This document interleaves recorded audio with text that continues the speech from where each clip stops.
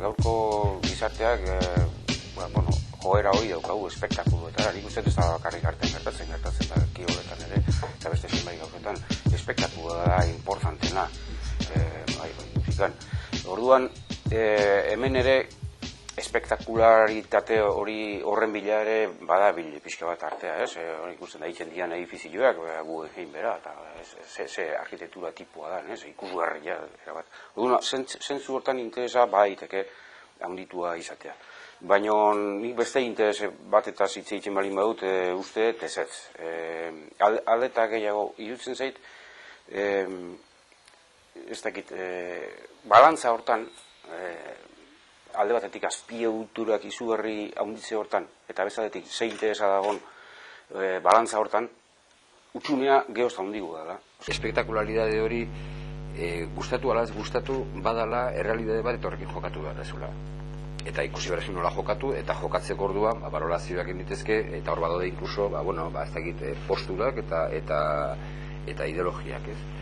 Baina, espektakuluarena ezin dezu saiestu, eta esautarako ejemplu klaroen asko eta jartzen dena da Pradon gertatu izan dena, ez? Osa, Velázquez ia guztia daukate, eta juten da jendea, juten da jendea. Baina iten dute derrepente super Velázquez ez dakizer, eta juten hilarak daudet, joder, baina lau gauzak enduta beste guztiak hemen daude urte guztian da, baina espektakulu hori behar dezu.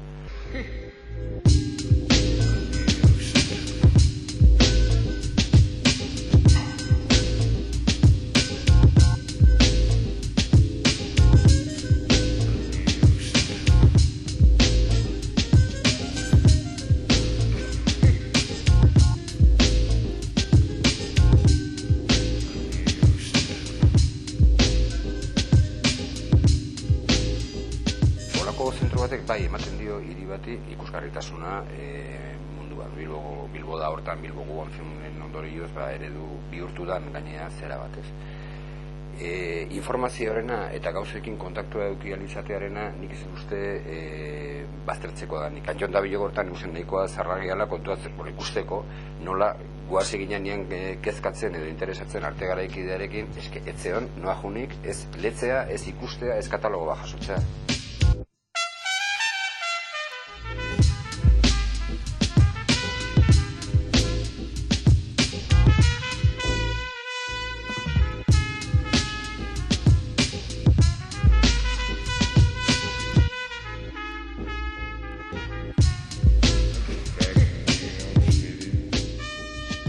Ez daki espazioetan nola muitu, eta inkomodidadea inkluso fisikoa da. Nik ez dauz eta eskotan galerietan da, itiketatu guztitzean. Rollokoa ez da jendearekin jutea ez, edo galetzen, esatek ez izetortzen da, dialeku batzuk jendea oso inkomodo sentitzen dena, baina oso inkomodo fisikoki, jendeak izzer diten du. Ez daki isilikon behar dela irutzen zaio, eta gero beti dago, galerista eta beste norbait izketan da gaine oso zen, joia horrek egiten du, tu no eres de los nuestros, horrek egiten du alako marka bat. Osa, Guggenheimek funtzionatu, Guggenheim exitu bat izan da, gero kritikatu ditekena eta zertan baita zertan ez, baina hain errealitate bihurtu da, nun orduko oposizioa nolabait esan reformulatu inbarko litzake erabat. Benetan, atzere eziniko zera bat izan dalako. Nik hor plantatuko nukena da, bere exito hori izan da maila askotakoa. Bilbo aldatu du erabat bere itxura. Izan da, benetan, sustatzaile Bilbo inkluso urbanistikoki aldatzeko. Bilboren auto irudia, jendeak bere hiriari buruzko zeukan irudia, orkestratu da aldaketa aldotatik izugarria da, eta ongi atea zaie ez. Eta hasieran etxe hor oso garbia ongetako zen, baina ondo atea zaieran ikusten evidentea da.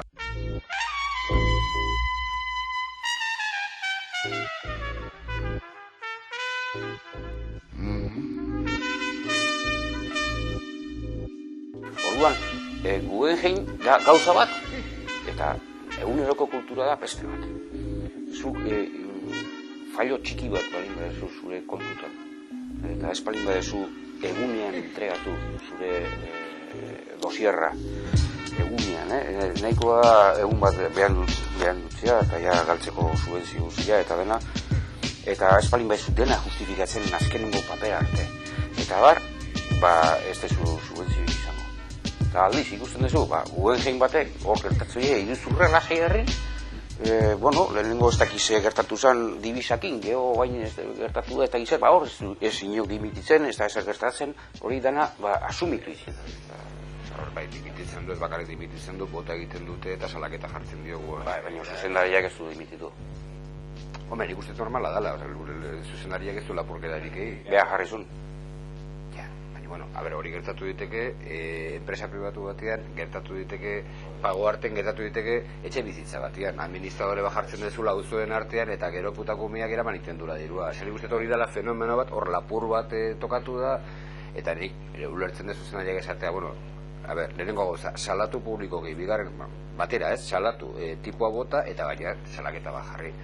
Ni ez dakit, ni bidarten kasuan baino nitzak sentituko horren arduradun. Sentituko nitzak arduradun hori izkutatu izan banu. Ez dakit askon gertatu dana, ez fuga bat dago, eta erabakitzen dute zuzendaritzatik, akailar, ez dugu ez ere esango, hor bai hartu dezula posizio bat, eta horren arduradun bazea.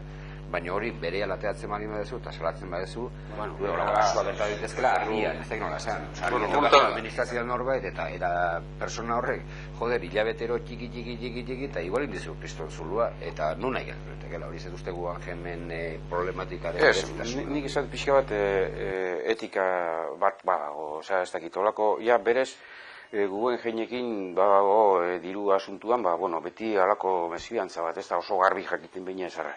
Ez da jakiten, oso garbi ez da jakiten. Ez erosketak nola dituzten, mila gauza dago, ez dianak garbi jakiten, bintzat ez dakizkit. Orduan, gertatzen danean, olako gauz bat, hau da, zuzendariak beak jarri du bere konfiantzazko persona bat, 10 urte dago hor, eta ez dakit noiztikan izailo esatzen, horrek ez du zen bakarrik gizon horre fallatu dunik, baizik eta sistemak fallatzen du, ez dutelako detektatu, ez da olako garbi, eta ez dakizar, nik izaten nahi ditzia, nezako gauza logiko nesan zuzendari, eta bueno, baixa, ni nekargua disposizioa jatzen.